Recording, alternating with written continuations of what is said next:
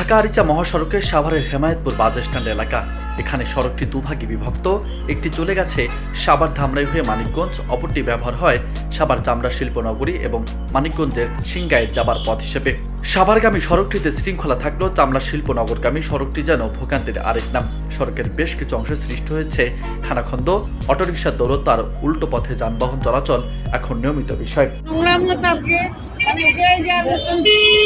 এটা নিয়ে আমাদের খুবই সমস্যা, ফুটপাতের জন্য বেশি সমস্যা।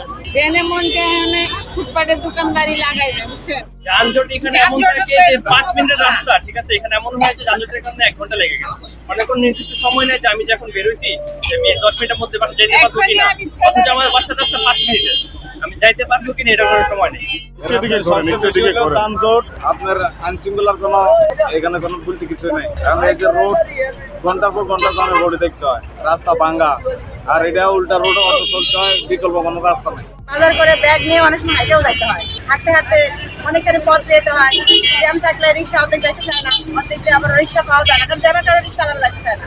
রিক্সার তো দোষ নাই, দোষ তো আমাদের জনগণের। এইটা আসলে বেসিক্যালি সম্ভবত ওইখানে যে পদ্মার মোড়ে যে রাস্তাটা, ওইখান থেকে বড় বড় ট্রলি এবং লরিগুলো যায়, তো এই পাশ থেকে ঢোকে এই পাশ থেকে ঢোকে, মানে ক্রসিং হওয়াতে এই প্রবলেমটা হয়। এদিকে সড়কের পাশে ফুটপাত দখল করে গড়ে উঠেছে ছোট বড় নানা অবৈধ স্থাপনা ও বাজার। কিছু কিছু স্থানে দোকান বসেছে সড়কের উপর। সব মিলিয়ে এ যেন ভোগান্তির নগর।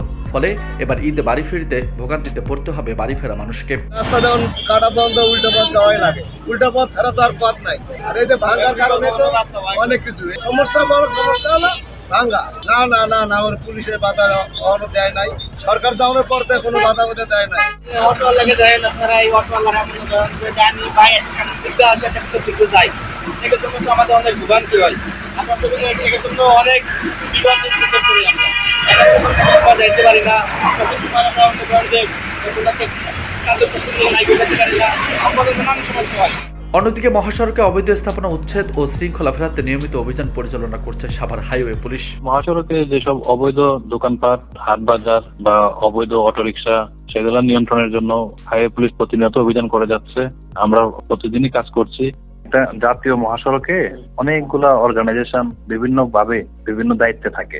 আপনার ট্রাফিক শৃঙ্খলা বা মহাসড়কের যে গাড়ি চলাচল বা ফুটপাত কেউ দখল করে বা মহাসড়কের উপরে হাট বাজার বসা, এটার জন্য হাইওয়ে পুলিশ যেরকম দায়িত্ব প্রাপ্ত, তেমনি এখানে রোডস এন্ড হাইওয়েজ আছে, অন্যান্য অনেক অর্গানাইজেশন আছে যারা এগুলা দেখভাল করার জন্য, এগুলা মেনটেন করার জন্য তাদেরকে দায়িত্ব দেওয়া আছে। তো সবগুলো অর্গানাইজেশন বা সবগুলো সেক্টর যদি সমন্বিত ভাবে আমরা এই কাজটা করি, তাইলে এটা সম্ভব। যাত্রীদের তো সচেতন সবার আগে হইতে হবে, কারণ আমাদের মানুষ দেখা যায় যে ফুট ওভারব্রিজ দিয়ে পার হওয়ার কথা, সেটা ফুট ওভারব্রিজে না হচ্ছে লাভ দিয়ে সে ডিভাইডার পার হয়ে যাচ্ছে, রাস্তার উপরে সে অকারণে দাঁড়ায় থাকে। এসব কারণে অনেক বেশি বিশৃঙ্খলা তৈরি হয় সড়কে। গুরুত্বপূর্ণ এই মহাসড়কটিতে সংশ্লিষ্ট কর্তৃপক্ষের তৎপরতায় ফিরে আসবে শৃঙ্খলা, কমবে ভোগান্তি, এমনটাই প্রত্যাশা স্থানীয়দের।